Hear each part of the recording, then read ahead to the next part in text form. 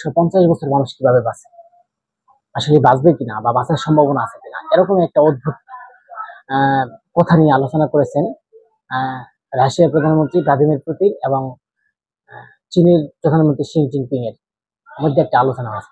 আপনারা জানেন যে চীনের বেইজিং এ একটি সামরিক প্যারেডের একটি হট মুহূর্তে রাশিয়ার প্রেসিডেন্ট ভ্লাদিমির পুতিন এবং চীনের প্রেসিডেন্ট জিন জিনপিং এর মধ্যে মানব জীবনের আয়ু বৃদ্ধির সম্ভাবনা নিয়ে একটি অপ্রত্যাশিত আলোচনা করেছেন। দর্শক, তাদের যে কথোপকথন উঠে আসে 150 বছর বাঁচার যে সম্ভাবনা এবং অঙ্গ প্রত্যঙ্গ স্থাপনের বায়ো টেকনোলজিক্যালের মাধ্যমে অমরত্ব অর্জন করা, এবং এখানে তারা তাদের দুজনের মধ্যে একটা কথোপকথন সৃষ্টি হয়েছে এবং কথা হয়েছে।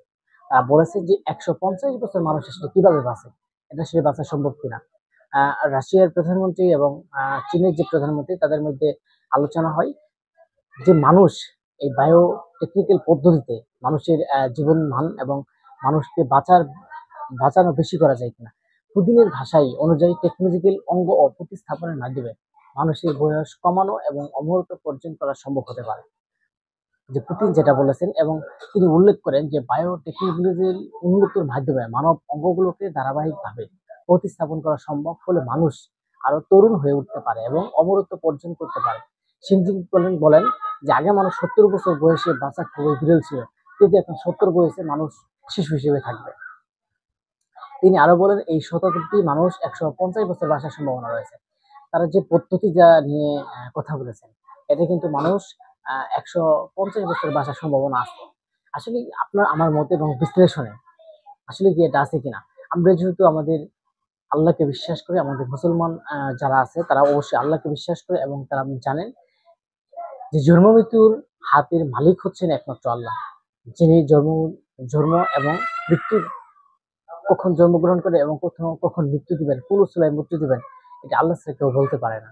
এবং বাংলাদেশে আমার জানার করে যে কারো ক্ষমতা নেই, কিন্তু আপনারা জানেন চীনেরা অনেক শক্তিশালী এবং তারা এমন কিছু নাই যে পারে না, তারা সবকিছু তৈরি করতে পারেছে। এবং একটা জীবন নিয়ে তারা মানুষ কেন এত বছর বাঁচে, আরো বেশি বাঁচে না কেন, তাদের যে গবেষণা ভবিষ্যতে কি এরকম হওয়ার সম্ভাবনা আছে কিনা, আসলে আল্লাহ ভালো জানে। আমরা যদি আল্লাহ তৌফিক দান করে বা ওদের ভিতরে এমন একটা শক্তি দিয়ে দেয় যে এই করার জন্য, তাহলে তো হবে। কিন্তু আল্লাহ যদি না দেয় তাহলে কখনো সম্ভব না। তো আমরা মনে করি এটা সম্ভব না।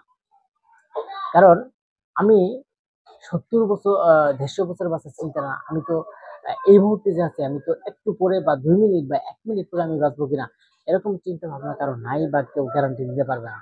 তাহলে রাশিয়ার এই ভ্লাদিমির পুতিন এবং শি জিনপিং কেমন করে তারা এই গ্যারান্টিটা দিয়ে, কারণ তাদের ইচ্ছা আছে যে তারা 150 বছরে বেঁচে 150 বছরে তারা ক্ষমতায় করবে। তো কবে জানি তারা বলে যে আমরা আজীবন বেঁচে থাকবো, আমরা মরবো না। আসলে এমন কথা কি, যেহেতু তারা শক্তিশালী রাষ্ট্র হোক না কেন, কিন্তু তারা জিনিস তৈরি করতে পারবে আল্লাহ, সেগুলোর ভিতরে তাদের ভিতরে একটা এমন ক্ষমতা দিয়েছেন, কিন্তু তার বিরুদ্ধে মানুষের হায়াতকে বেশি তারা বাঁচা করতে পারবেন এমন তো হতে পারে না। কারণ আমরা কোরআনকে বিশ্বাস করি, আমরা আল্লাহকে বিশ্বাস করি। আসলে তারা তো মুসলিমকে বিশ্বাস তারা করে কিনা, তারা একটা অন্য ধর্মের হিসেবে অনুসরণ করে।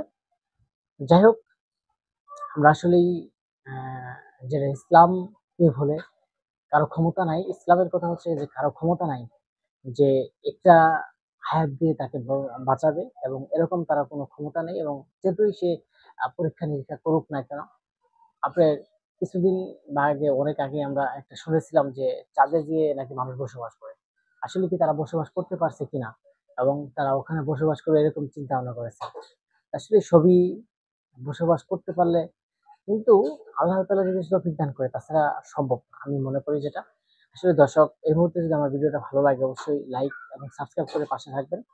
আর একটা কথা হচ্ছে যে মানুষ আসলেই 70 বছরের শিশু হিসেবে থাকবে কিনা। কারণ একসময় আমরা কথা শুনেছি যে মানুষের 150 বছর বাঁচে, ওই সময় আমরা 40 বছর 50 বছর মানুষের বুদ্ধি হয় নাই, আমরা এটা শুনেছি আদি যুগের।